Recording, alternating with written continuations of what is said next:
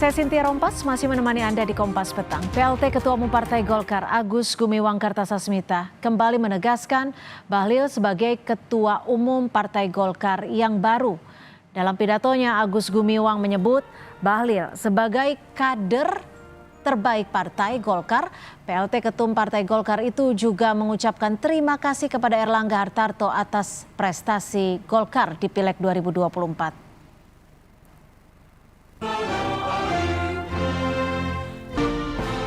Saya hormati, yang saya banggakan,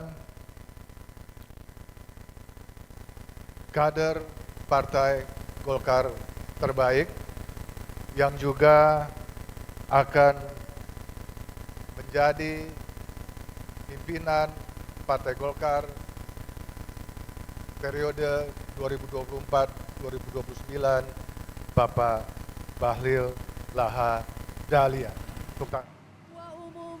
Sementara itu, Golkar pastikan Presiden Joko Widodo dan Presiden terpilih Prabowo Subianto akan hadir dalam penutupan Musyawarah Nasional Partai Golkar besok. Golkar juga memastikan mengundang mantan Ketua Umum Partai Golkar Erlangga Hartarto hingga Wakil Presiden ke-10 dan ke-12 RI yang juga senior Partai Golkar Yusuf Kala.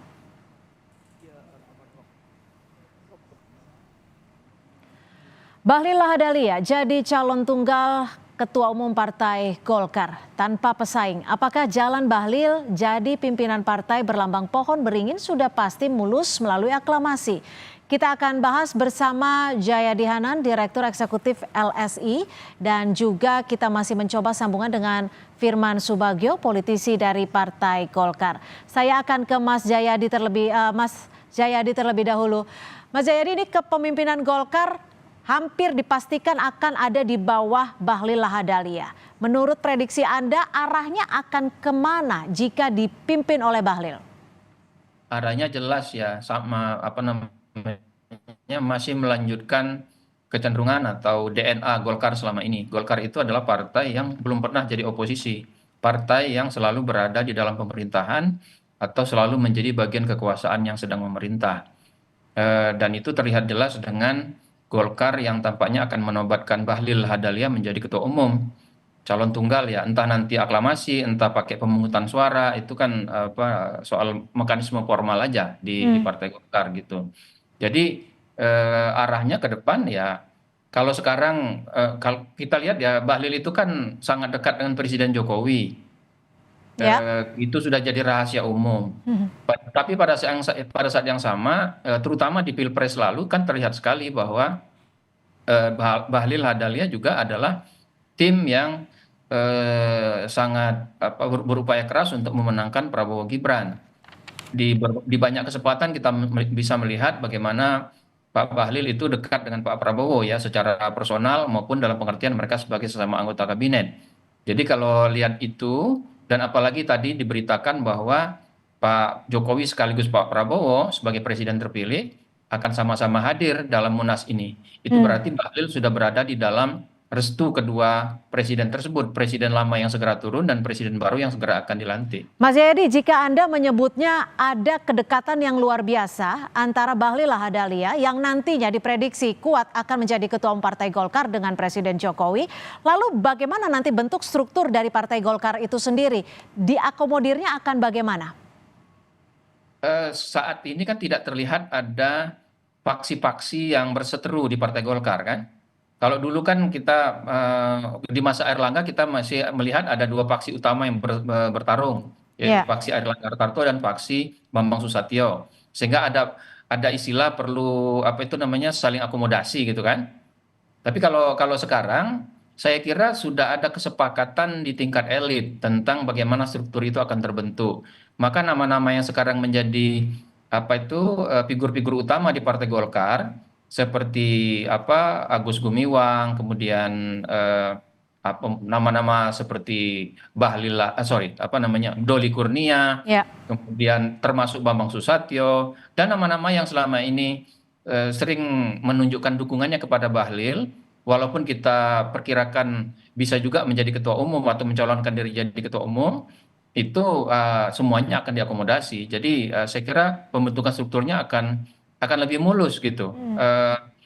sepanjang kita berasumsi bahwa Bahlil direstui oleh Pak Jokowi sekaligus juga oleh Pak Prabowo. Jika tidak ada faksi-faksi, dalam artian Golkar ini akan semakin lebih solid. Lalu bagaimana menurut Anda dengan posisi sentralnya nanti akan bagaimana tubuh Golkar jika memang akan berbeda dengan Partai Golkar sebelumnya? Posisi sentral Golkar selama ini kan sudah berada di posisi ketua umum. Kalau berbeda dengan zaman otoriter dulu, zaman Pak Harto ya, posisinya itu di Dewan Pembina. Nah, sekarang itu kalau tidak ada perubahan-perubahan ADART secara signifikan, maka posisi sentral tetap pada ketua umum.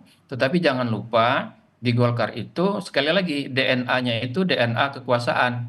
Maka posisi sentral akan dipegang oleh oleh ketua umum sepanjang ketua umum itu mampu membuat Golkar dekat dengan kekuasaan dan memperoleh semua benefit atau keuntungan-keuntungan politik maupun non politik bagi Partai Golkar dari kekuasaan yang Golkar berada di dalamnya.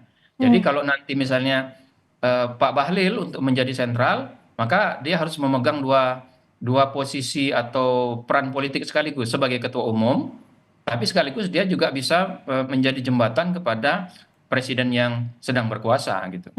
Jika Anda sebutkan tadi harus menjaga kedekatan dengan presiden yang sedang berkuasa, apakah ini nantinya kewenangan mutlaknya juga akan tetap berada di posisi sentral dalam artian ketua umum Partai Golkar itu sendiri dalam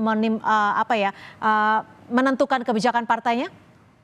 Iya, sepanjang itu tadi kan begini di Golkar itu walaupun sekarang tidak ada faksi-faksi kan, tapi Golkar ini kan sebetulnya partai yang cukup modern yang bisa melembagakan perbedaan-perbedaan atau konflik-konflik antar faksi yang ada di dalamnya tanpa perlu pecah seperti yang sebelumnya ya.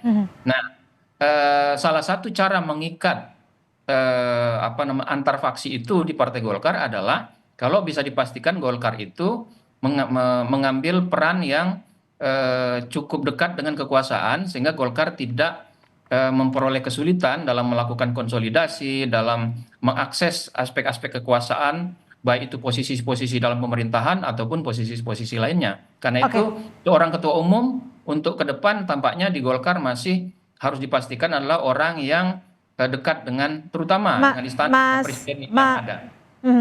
Kita sudah tersambung dengan Pak Firman Subagio, politisi Partai Golkar. Selamat sore, Pak Firman.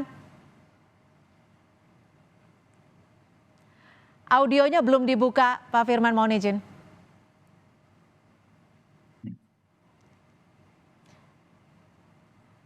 Baik, sambil kita mencoba memperbaiki audio dengan Pak Firman Subagio, saya kembali ke Mas Jayadi. Mas Jayadi, jika Anda tadi menyebutkan bahwa Bahlil Lahadalia memiliki kedekatan dengan Presiden Joko Widodo, tapi di sisi lain Partai Golkar selalu memiliki histori yang mendukung pemerintahan yang sedang berkuasa. Nantinya Pak Bahlil ini akan lebih loyal kemana? Jokowi kah atau Prabowo Subianto yang akan menjadi presiden berikutnya?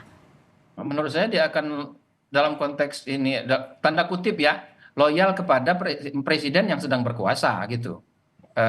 Artinya Jokowi akan ditinggalkan seperti itu atau bagaimana? Ya tidak berarti meninggalkan, tapi kan memang realitasnya begitu. Yang berkuasa kan presidennya yang baru, bukan Pak Jokowi lagi kan gitu.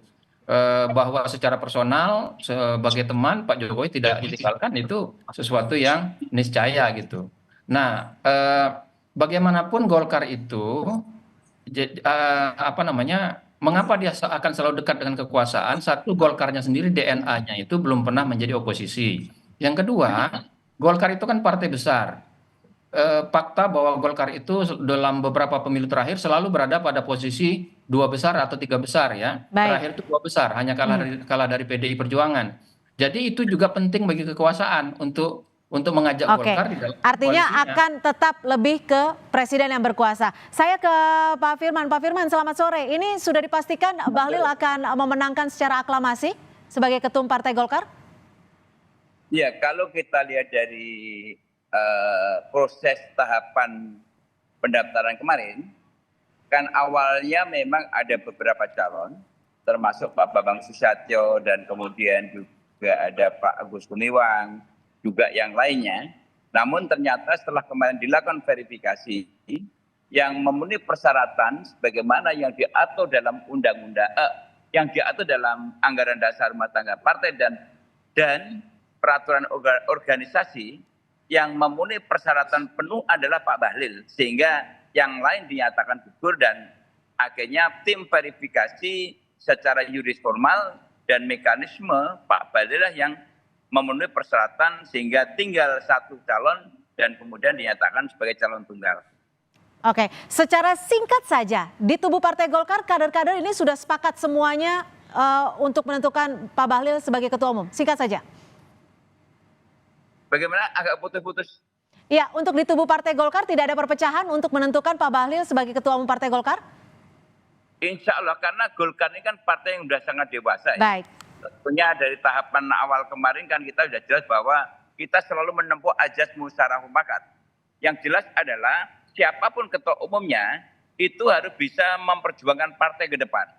Salah satunya adalah tolak ukur daripada pemenangan keberhasilan dari partai politik atau pemimpin itu adalah ketika kita memenangkan pemilu presiden, pemilu legislatif, dan sekarang Pak Bahlil nanti akan diuji, yaitu terkait dengan masalah yang terkait masalah pilkada. Nah, pilkada ini ada tantangan besar, oleh karena itu ini salah satu yang nanti dalam waktu dekatnya akan menjadi ujian keberhasilan Pak Bahlil. Baik, kita akan nantikan informasinya secara resmi, nanti Golkar akan mengumumkan ketua umum Partai Golkar yang baru. Terima kasih Pak Firman Subagio, politisi Partai Golkar, dan juga Mas Jayadi Hanan, Direktur Eksekutif LSI, sudah bergabung bersama kami di Kompas Petang. Selamat sore. Terima kasih Mas Jayadi.